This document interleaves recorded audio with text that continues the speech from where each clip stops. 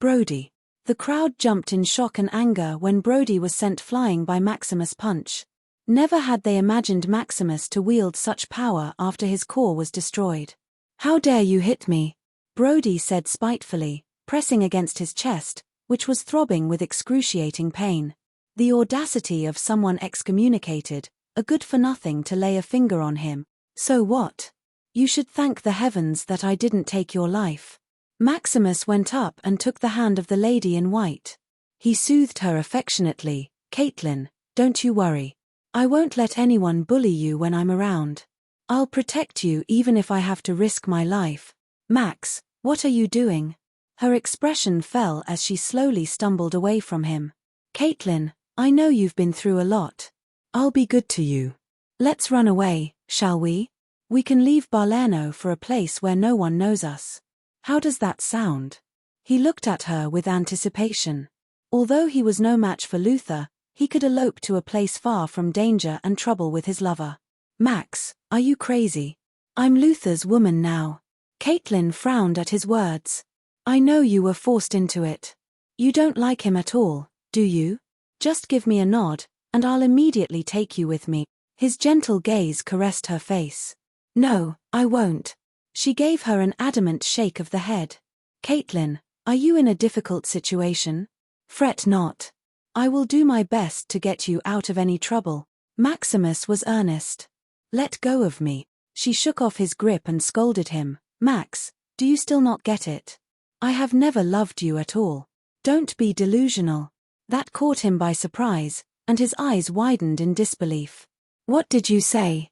"Max, at this point, I'll just tell you the truth."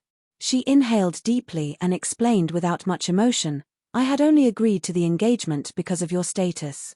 I need someone to protect me as a defenseless woman in the martial arts field. You were my best choice back then." That's impossible. You told me you loved me and you'd marry me. Were you lying to me all along when you made those eternal vows?" A hint of resentment and rage crept into his reddened eyes.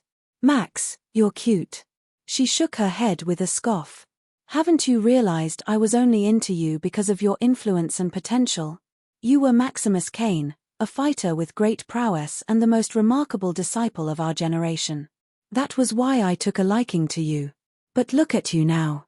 You have been excommunicated and even had your powers destroyed by Luther. You're no different than a pauper, so why do you think you're a match for me? Did you really believe I'd put up with a life of suffering with you? Dream on." That was a huge blow for Maximus, whose face was grim when he heard her cruel confession. He did not expect those remarks from his lover, not even in his wildest dreams. At first, he thought Caitlin was forced to be with Luther, but it turned out that she willingly went along with it. At the end of the day, he made a joke out of himself. All his life, he had been focused on achieving excellence in swordsmanship and lived a life free of other desires. The only time he fell for a woman, he ended up in such misery. What a joke! He slumped on the floor in a daze. In that instance, he seemed to have lost his faith and hope, turning into an empty shell of himself. Faith was the main reason he could rejuvenate his core in record time. And he held on fast to the faith that he would rescue Caitlin. Now that he had lost it, he appeared disoriented and helpless. "Fuck you. How dare you punch me? I'll slash you." Brody cackled when he saw the soulless Maximus and swung his sword at the man.